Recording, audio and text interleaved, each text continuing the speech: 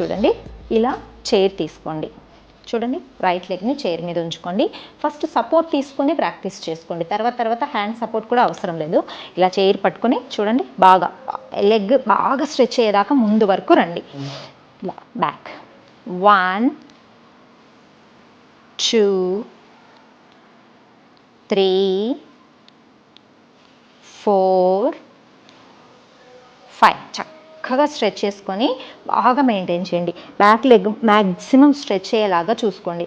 మీరు 2 హ్యాండ్స్తో సపోర్ట్ కావాలంటే కూడా తీసుకోండి. తర్వాత మెల్లగా సపోర్ట్ తీసేసి కూడా మెయింటైన్ చేయగలుగుతారు. అది ఎప్పుడు వస్తుంది? బ్యాలెన్స్ బాగా ఫ్లెక్సిబిలిటీ పెరిగిన తర్వాత వచ్చేస్తుంది అనమాట. డీప్ బ్రీతింగ్, ఇన్హేల్ సెంటర్, తర్వాత లెఫ్ట్ లెగ్ చూడండి 1 2 3 4 అటు సైడ్కి వెళ్ళైనా కూడా చేయొచ్చు. బాగా స్ట్రెచ్ చేసుకొని డీప్ బ్రీతింగ్ మెయింటైన్.